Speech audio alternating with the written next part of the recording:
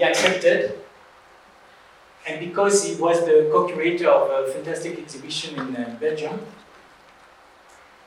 he said, maybe we can make, with my student, we can make a version of this exhibition to travel, especially to East Africa.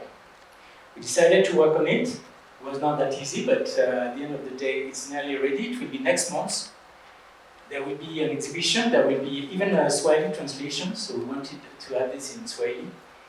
And hopefully it will travel in other countries like Tanzania, Ethiopia, and others. As I told you, this guy is everything but boring. You will be surprised by what he can tell you today. I know we have some specialists of comics here. Thank you, Kimani. Thank you all the team of the library of Alliance. We'll have a very good event in March. We'll have a seminar about comics. And I'm sure that tonight you will learn a lot of things like me. I'm very, very happy to have these things. He just showed me something. There's something like 85 slides to understand what is comics. Ladies and gentlemen, please welcome Eric Dubois.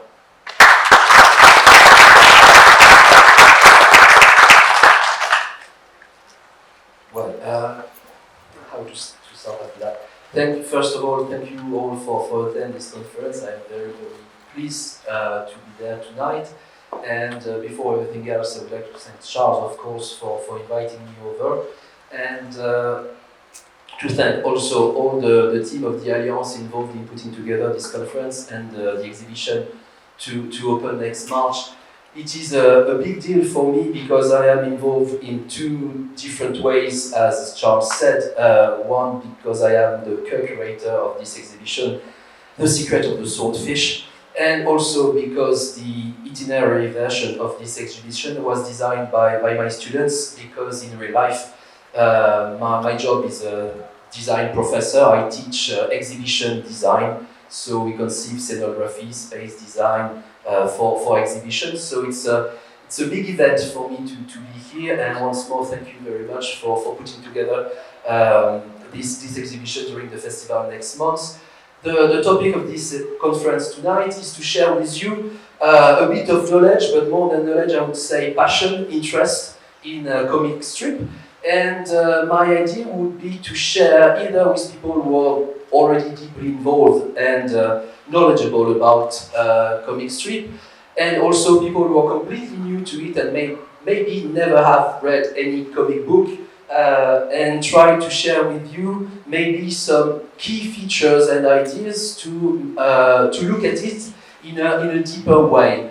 I come from a technical background. I used to study drawing for advertising, so I really look at comic strip from a technical point of view, an artistic point of view. And what I would like to share with you tonight is not at all something very academic about it, without relying on any difficult concept or knowledge in history of the medium, but to share with you some of the more, I would say, successful pages we could pick throughout the 20th century, mostly in Europe, but also in the US. To look at some of the artists that made this medium a medium in its own right, which means a medium with its own rules and codes of expression, to develop a certain way to tell stories in images and text, interlocked, intertwined, merged together. Depends on how the artist decided to work. But as a starter, and to really make it very clear for everyone, if there's only one thing to remember tonight, would be this. This to me is what makes comic strip a medium in its own right, magical, I would say, very powerful, and especially that's key for everything that will follow, a medium that produces a way to tell stories no other medium could copy. Neither cinema, nor theater, nor painting, any other media could copy this. By looking at these two boxes put next to each other, you see two boxes, but actually there are three things to be seen. You have the translation in case you don't speak French. Non n'approche pas de... On the other side. That's one, that's two. your brain in between did something here. In French, we call this thing the gutter.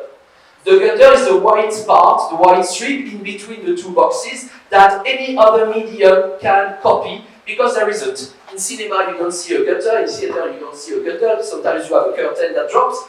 But what is magical, what is very, very, very specific to comic strip, is that in between two boxes, your brain creates the missing link, and it engages the readers and the reader's imagination to become part of the creative process and to make the story his or hers. Whatever you do, your eyes see the two boxes, your brain makes up the missing link, and your brain pictures for yourself only what's happening behind the window. That's what comic does, that's what makes it unique. So if there's only one thing, and if you are in a hurry, or if you want to change your mind and go away, that was the most important thing to understand tonight, you may go. Everything else that I will see for the next 45, 50 minutes will be repeating it in 95 different ways, but it will be always the same thing. So if that is clear to you, this missing link is really what I think makes comic strip the most unique medium, not comparable to cinema or theater. I'm not saying that these mediums are less good than comic strip, of course. They just have different codes and rules to tell a story, and that's what makes comic strip unique. It has consequences on time and space, on energizing the reading as well. We'll see it all along. So let's go back now to the beginning of the presentation, because now you know the most important, as you say. What I propose for this brief introduction to comic strip is 5 topics before comics. What was before comics? Press and serials, because that's where comic strip was born in the US and in Europe. Just a few words about vocabulary. Ellipse and movement, which is exactly what I just showed with the 2 boxes and the gutter, black and white and color. So basically it's about how to look at comics and what is to be seen behind what you see first. Before comics. Something important, I guess, to understand comics is first of all that it is a worldwide phenomenon. It occurred everywhere on Earth pretty much at the same time, and it is really, really deeply rooted in the mass production and linked to the revolution, to the Industrial Revolution. It is really deeply linked with the techniques, and comic strip is about reproduction, it's about serials, it's about the repetition of a story every day, every week, every month. Like TV series or soap operas, you have a sort of 2 times at once. Each episode constitutes a story in itself, and I would say you have the mythology of the story that goes along from a season to another season, or from a book to another book. You get to know the characters better. So that's the idea, and that really it's to keep in mind. Also, something I think quite important to understand comics is that all topics are material for artists. With comic strip, you can address social and political issues. You can talk to adults or kids alike. You can explore leisure, technology, travel, all subjects, from the most superficial to the most complicated and I would say sensitive content. Comic strip has touched everything.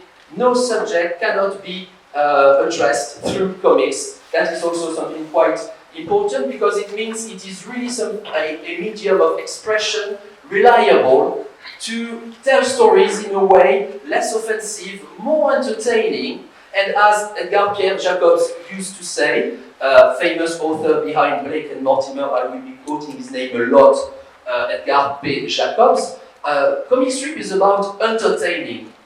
So the first contact you have, it has to be funny, it has to look light, to look effortless, to look not dangerous, not very serious. We'll see that it may have consequences. But behind this entertaining aspect at first, maybe, as he used to put it, comic strip can also help raise questions. So if you come along tonight without any question about comic strip, and you have a question at the end, it means I succeeded. So I hope you have a a lot of questions at the end, some frustration as well, because you thought, oh, I could have listened to it a bit longer, but it's already finished. Like when you're watching a good film or read a good book, it's never enough. So, before comics, what is comics? It is text and images put together in what order, how are they interlocked or intertwined or merged together. As I said, at the very beginning, the basic roots of comics are a certain way to put text and images together, and sometimes we see how it can become something new. By a medium in its own right, it also means that there is more to see in comics than image and text put together, because once they are put together, it is a new medium and not the addition of the two others. Oops. There are 4 names in history of comics that you can consider creators, founders of the discipline of the medium. They are Töpfer, Nadar, Christophe, and Altko. Töpfer was from Switzerland, Nadar and Christophe from France, and Altko from the US. I picked these 4, there are many more, I swear, I admit, for those who know comics, you know it's much more complicated. But these 4 already allow us to understand how it worked and how it slowly became what we know today as a comic strip. So let's start with Rodolphe Töpfer, Switzerland. Roughly we are around the 1830s, around 27, 30, 35. Rodolphe Töpfer started to draw pictures, this kind of illustrations with some text, but the text and the image, you know, don't mix. The text is a sort of caption underneath. It's small stories.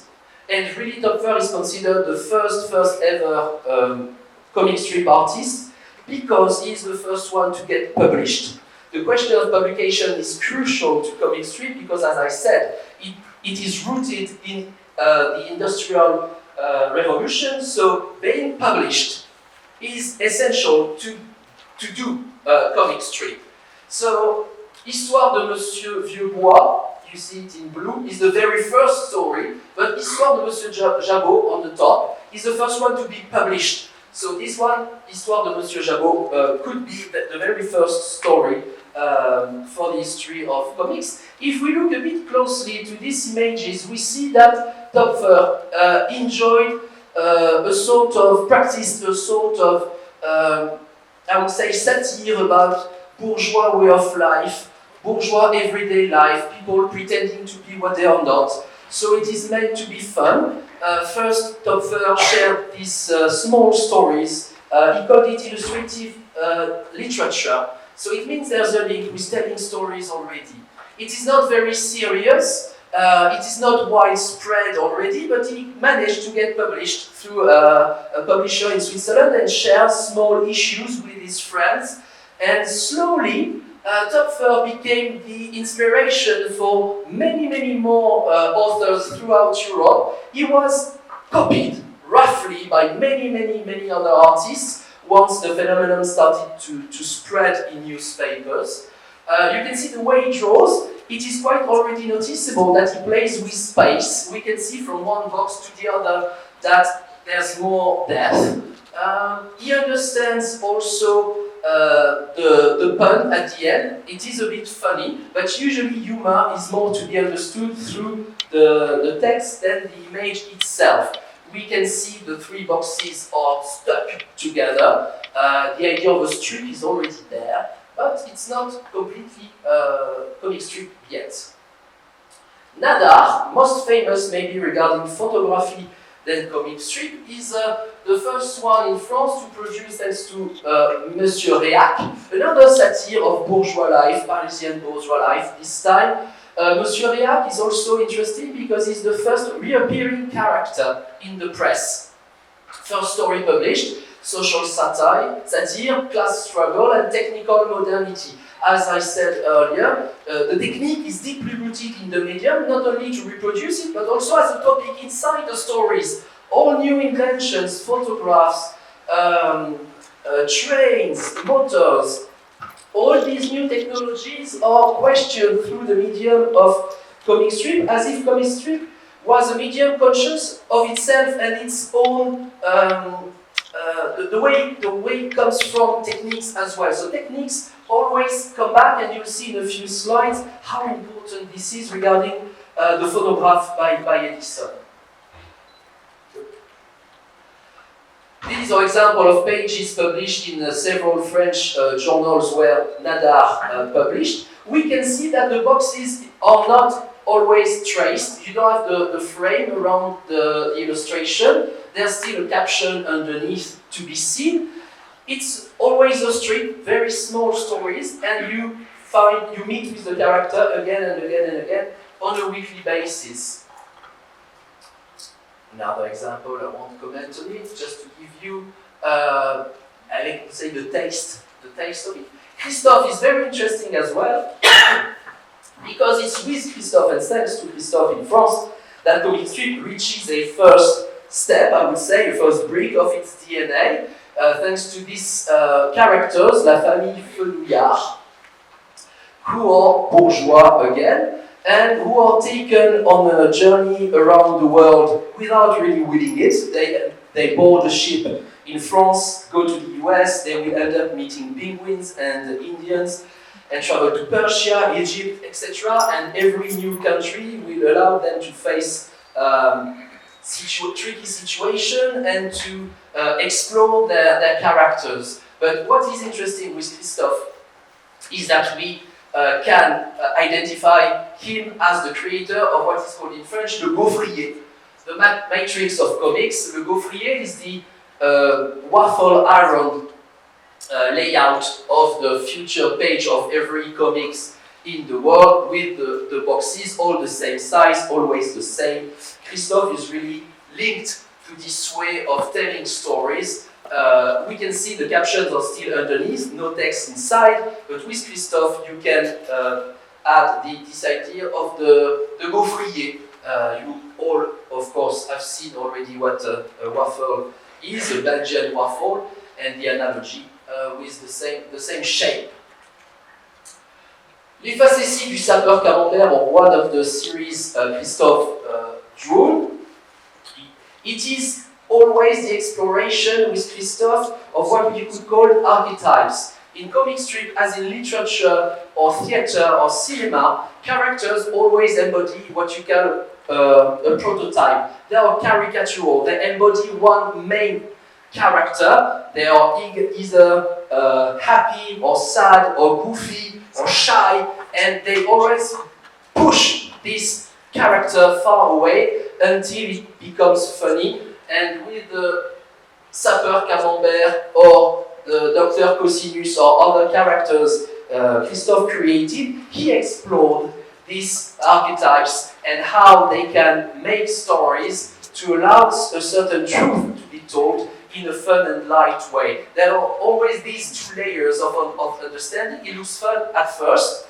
It is pointless, I would say, or painless. But if you look deeper, there's always a little something already to be understood by a careful reader audience. If we travel through the United States, through the Atlantic Ocean, now that's the fourth one, Richard Felton Outco. Maybe you've heard of him, or you may have already come across his most famous character, the Yellow Kid. The Yellow Kid is here. You see, he's yellow, he's a kid, and his name, the Yellow Kid. Everything's happy. We are at the end of the 19th century, and Richard Felton Outco can really be regarded with another author we will speak about just after, as the creator of comic strip in the US, because he's actually the creator of the first ever considered first page of comics with everything we know about it, and I will show you just in a few seconds. The story about comic strip in the US is slightly different from Europe. I will have the occasion to explain the differences. But you keep in mind, as I said in the introduction, comic strip is deeply rooted with press and mass production. And in the US, as you can see in this first picture, comic strip is used in journals to allow immigrants, workers, people who can't read the content of the journal, the newspaper, to actually be able to read something and to have something that they can relate to.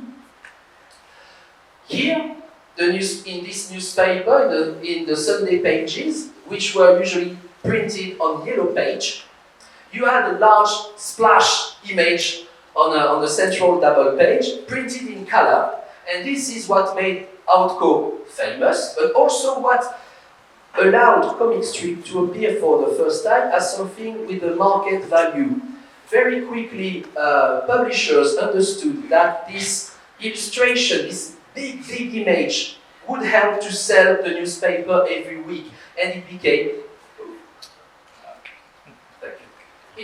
more and more important to the market to have great artists to showcase stories in their newspapers, and it will even become some sort of fight in between publishers to get the best drawers in their journals. So here are a few examples by Outco. I think it is quite enjoyable to look at, even more than 1 century later, because you can see first, if you look at the paragraphs, how small and sad the text look when it is alone, and how the image brings out some sort of relief, a deepness, color. It makes it funny. There's a lot to look at because there are many details, and if you can't read the page, you can take a long time to enjoy the picture. So that's all about Outco. It is very popular. It is the everyday life in the popular areas of big American cities, and a bit like Chaplin, it helps the poorest population, the lower classes of the American society, to access some knowledge and to belong to this growing identity and American culture. Some more examples to give you, to see how slowly this main character, the yellow kid, became consistent, I would say, became some sort of icon of Outco, and in this quarter of the city where he lives. The funny thing already, if you look at these 2 pictures, you can see that Outco starts to incorporate text into the image. It's not text and caption. The text becomes an image in itself. It is written by hand. So there's a sort of dialogue in between the serious text of the article and the funny text and the other text, I would say, in the image. That's quite interesting. So far, the yellow kid is not talking yet. What he has to express is written on his robe, so you can read it, but it's going to change very soon. And that's the one. If you don't know any original page of comic strip history, this is regarded as the first one, because that's the first time you get speech bubbles. And from now on, speech bubbles became part of the DNA of comic strip history. What is very important to notice in this page is that the first actual speech, the first text spoken in comic strip, is spoken by a phonograph, and all the fun of the story is that on the last illustration, the last drawing, it is actually a parrot who was pretending to be inside the phonograph, producing the sound the yellow kid heard, and they speak to each other, and the yellow kid, you see the speech bubble came out of the phonograph, and at the end comes out of his mouth.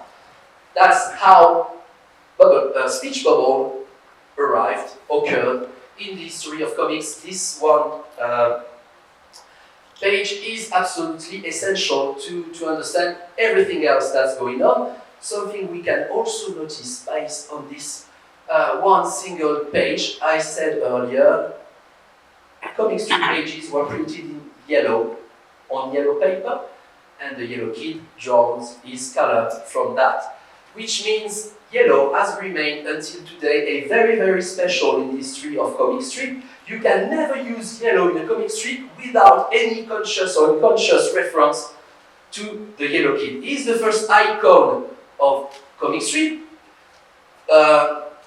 Goodies were produced, soaps, key rings were produced with the image of the yellow kid. It became a market in itself thanks to this very character, and deeply rooted in the first page, the link with technique thanks to the phonograph by Edison. It tells everything. Everything is put together in this one single page. That's just an example of what you would have to face if you wanted to read the news every day, if you were an American citizen, immigrant, at the turn of the 20th century. It's not fun. It's not fun. That's why it was important to balance this grey sadness, this wall of words, with large-scale images. 1 page per week, weekly ritual reading. Something also that matters here is the idea that as we have lunch every day, we go to sleep every night, we may go to church or to the mosque or anywhere every week to pray, as you have rituals in your professional or personal life. Reading comic books or comic strip in newspapers is a sort of ritual as well, and it also creates a very unique relationship in between the reader and the story and the characters, because you meet with them on a regular basis, and that's essential to build up, I would say, a structure to each story of each comic book all around the world, since that it is based on the regular publication of newspapers, and inside newspapers what you could find are serials. These serials were so very important, as I said, because they became a sort of market. And here you have a picture of Outco, we talked about just now, the creator of the Yellow Kid, and next to him, if you thought Outco was already very good and maybe you want to learn more about him, wait for this guy just a second, because you're going to be completely amazed. I put a lot of pictures about him. I think a third of what you are going to see is made by this guy, because I'm really in love with his work. And his name is Winsor McCay. Winsor McCay and Outco are the two faces of this market that has become comic strip in the American history, and they have become international references to all artists. Basically, what these two have made throughout their work published in newspapers is a complete exploration of every possible option to tell a story within the limits, within the perimeter of comic strip. They've done everything. I'm sure if you don't know any of them, you will be amazed by the next slides. I'm sure that. If not, I reimburse your ticket, even though it was free. Who was Winsor McCay? Little story, it's not written, but I happen to be a very good friend of a very famous comic strip artist in Belgium. His name is François Skeuten. No idea if you heard about him, but it's not the topic. But François, I really consider amongst the best near Caravage and Léonard de Vinci. And François has his tongue dropping and his jaw dropping every time he looks at a page by Winsor McCay, because here's the secret, here's the thing we don't know about. How did he come to be so good? Apparently, story goes, young Winsor McCay replied to an ad in a newspaper posted by a perspective teacher with a very unique way to teach to draw in perspective. A very secret way. He taught to Winsor McCay, and Winsor McCay excelled in doing it, went bigger and higher than his own master. To be honest, no one knows how this technique works, so I'm not going to tell you because I can't. The only thing I can do is show you the result. So that's what Winsor McCay used to publish every week in several newspapers throughout the American continent. And on top of the slide, you will see the theme. There are several slides I'm going to show you, always related to the best themes that inspire Winsor McCay along the years. The first publications, we are roughly around 1904, 1905, and it lasts for about 10, 15 years.